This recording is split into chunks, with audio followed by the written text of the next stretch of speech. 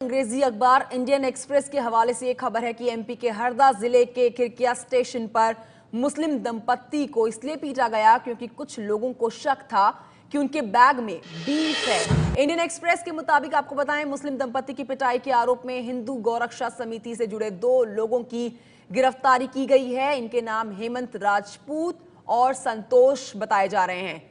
ये भी बता देंगे, अखबार के मुताबिक बुधवार को मुस्लिम दंपत्ति के अलावा 7 लोगों की खिरकिया स्टेशन पर इसीलिए तलाशी ली गई थी क्योंकि स्थानीय गौरक्षा समिति के लोगों को संदेह था कि ये लोग बीफ लेकर जा रहे हैं। ये सभी लोग कुशीनगर एक्सप्रेस से आए थे।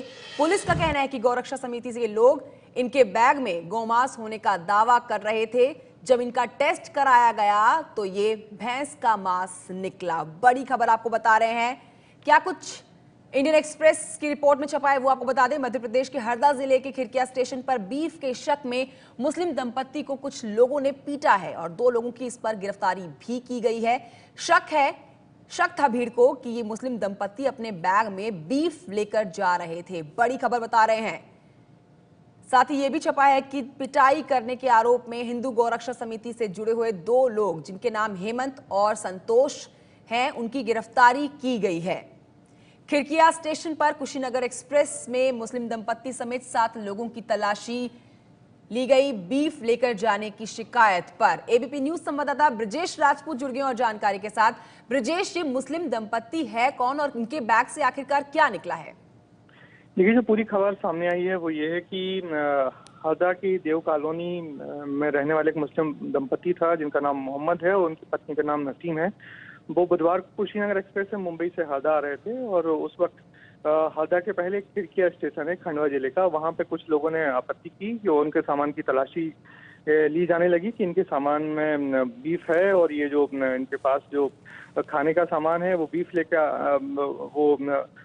आ रहे हैं। इसलिए वहाँ उनसे जो जबरदस्ती होने लगी, कुछ ट्रेन में बैठे डिब्बे में बैठे लोगों ने उसकी आपत्ति भी की, तो इस बीच मारपीट की घटनाओं की हुई और इन तमाम लोगों के खिलाफ जब मामला बढ़ गया तो फिर दोनों पक्षों के खिलाफ इटारसी, हरदा के आगे इटारसी रेलवे जंक्शन है, वहाँ जो डीआरपी की पुलिस चौकी है, वहाँ पे दोनों पक्षों के खिलाफ मामला दर्ज किया गया।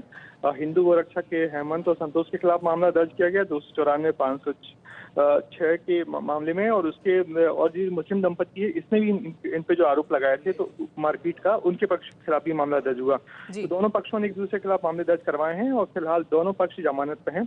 मगर निश्चित ही जो मॉरल पुलिसिंग के नाम पे जो लोगों को परेशान करने का जो मामला है वो ये गंभीर मामला सामने आया है और उनका जो सामान की तलाशी की गई तो उसमें भैंस का मांस मिला है।